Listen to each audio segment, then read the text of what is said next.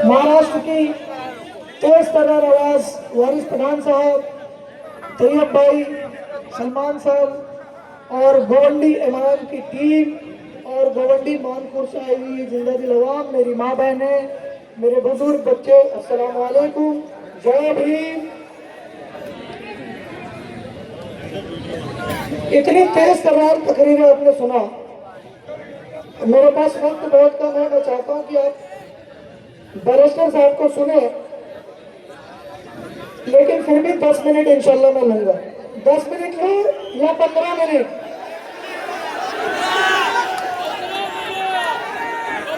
15 minute ठीक, इंशाल्लाह 15 minute. लेकिन ये 15 मिनट आपको शांति से सुनना होगा, क्योंकि मैं स्पीच नहीं करने वाला हूं आज कोई जोशीली तकरीर नहीं करूंगा। आज आपको बताऊंगा कि पिछले 15-20 सालों के अंदर आपको किस तरह से लूटा गया, ठगा गया, गोवंडी के हालात किस तरह से। मैं अपनी पिछली तकरीर में यहीं पर आपको बताया था कि एक बाथरूम है, उस बाथरूम के अंदर किस तरह से लाइन है, कितनी सीट्स होनी चाहिए।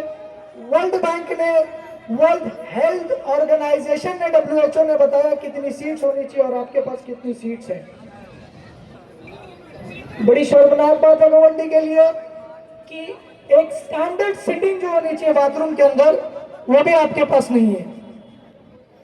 और आपके गोवंडी में मनाया क्या जा रहा है? 30 साल बेमिसाल। आपको याद दिलाना है कि बेमिसाल वो नहीं थे, बेमिसाल आप थे, जो उनके लूटने के बाद भी आपने बार बार मौका दिया उनको। और अब ये बेमिसाल जनता जाग गई है, ये उमड़ते हुए सर बता रहे हैं कि 30 साल बेमिसाल वो नहीं चलने वाला खाली नारा। इस बार 15 तारीख को 15 मुद्दों पर बात होगी और 15 तारीख से शुरुआत होगी और 15 तारीख को गोवंडी मानखुर्द 8 के 8 वार्डों में सिर्फ और सिर्फ पतंग लहराने जा रही है इंशाअल्लाह। बिल्कुल। अब आप समझिए कि किस तरह से आपको बेवकूफ बनाया जाता है।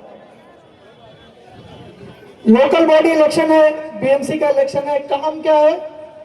नाली चाली गटर पानी खत्म, इतना ही काम कर देना और आपकी चालियां बन रही होंगी। अब अगल बगल के रोड रिपेयर हो रहे होंगे जो पिछले 7 सालों में नहीं हुए।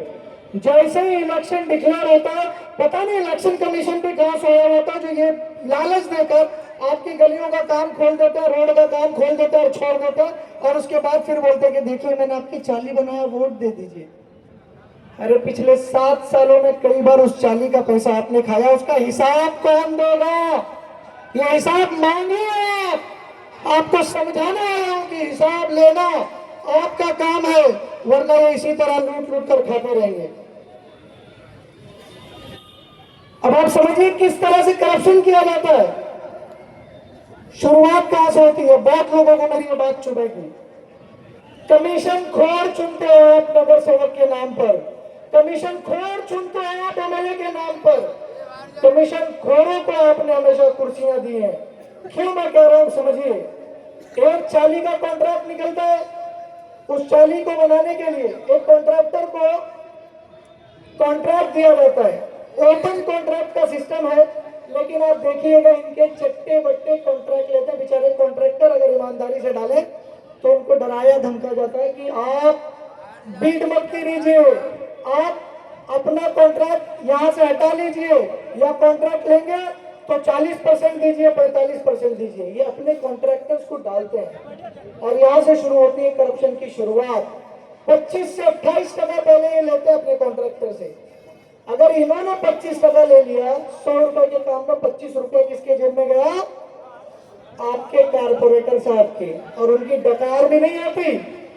5% से 7% MLA साहब BMC के काम में ले रहे हैं, 30% खत्म।